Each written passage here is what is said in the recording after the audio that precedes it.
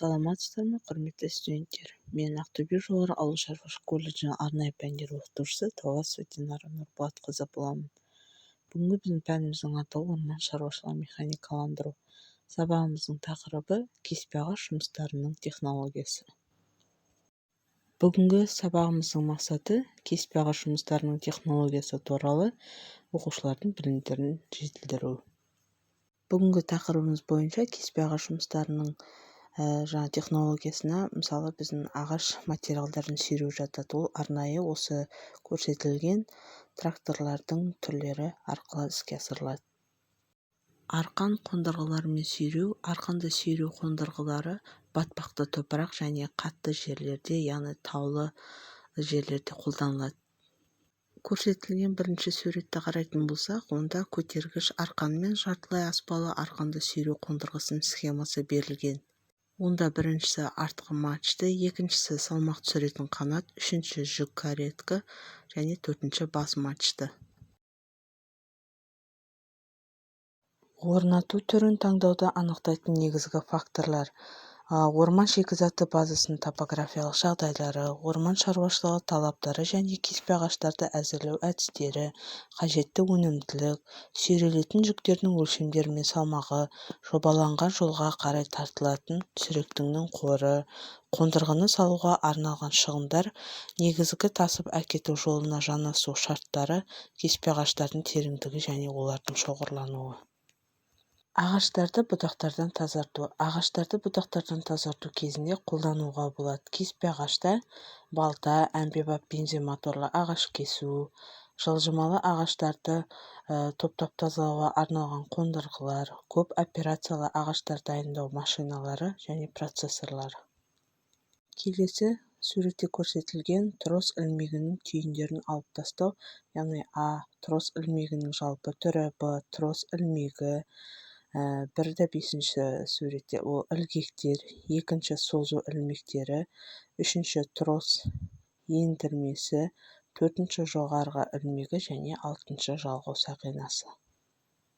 Өздігінен жүретін түйіндерді кесетін машиналарды қолданудың технологиялық нұсқалары мыналарға бөлінеді. Технологиялық процесті орындау бойынша ағаш түйу пунктінде, омартада, тікелей діңгекте және аралық қоймада. Ал ағашты дайындау әдісі бойынша қамшылардың қорын құрмай, қамшы қорын құрумен және де ағашты тарту әдісімен, яғни комлік камлем, шыңның артында, яғни алға қарай ағаш түйу пункттерінің алаңында машинаның қозғалу бағыты мұртынан мұртшаға дейін. Біздің алдымызда көрсетілген кеспе ағаш кесу машинасы LP51, кеспе ағаш кесу машинасы LP33A, келесі кеспе ағаш кесу машинасы LP30G және түйіп кесу жегу машинасы LM1. Кеспе ағаштарды тазарту тәсілдері: кесінді қалдықтарын үйінділерде немесе біліктерде оларды шіруге қалдыра отырып жинау, кесінді қалдықтарын ұзындығы 0,5 кесіндіге ұсақтау, 1 метр және оларды кеспе ағаш аумағында міндетті түрде қона отырып, яғни жерге жақындата отырып шашып тастау, кесінді қалдықтарын үйінділерде немесе біліктерде оларды кейіннен өртей отырып жинау, кесу қалдықтарын кейіннен трактормен ала отырып сүйреп тартқыштарға салу және де жаппай құлау, кеспе ағаштарының барлық аумағында кесінді қалдықтарын оларды алдын ала жинамай жағу. Қазіргі заманғы орман шаруашылығы талаптары мен санитарлық ережелерге тыйым салынады. Ағаш тасу жолдарын салу, технологиялық немесе отын жоңқасын алу, сондай-ақ халық тұтынатын тауарларды дайындау үшін кейіннен пайдалану арқылы кесінді қалдықтарын жинау және әкету жатады. Келесі бізде орама түйіп кесу қырқу машинасы, орама түйіп кесу қырқу машинасы ML72 және орама түйіп кесу қырқу харвестер.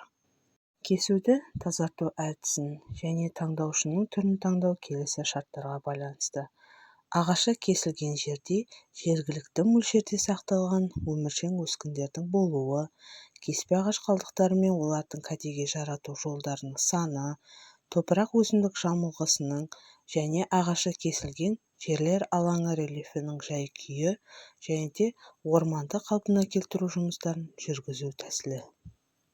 Келесі бейнеде бөренелерге арналған экскаватор ЭО 422-5А061 Амкадор орманының алдыңғы тиегіші 352L және ағаш тиегіш штабелер LT163 орман тиеу көлік машинасы Форфатер Амкадор 2661. Келесі суретке назар аударайық. Онда неше түрлі машиналардың түрлері берілген, яғни бұл машиналар кесілген ағаштарды тасуға арналған машиналар болып табылады. Осымен бүгінгі біздің сабағымыз аяқталды. Назарларыңызға рахмет, сау болыңыздар.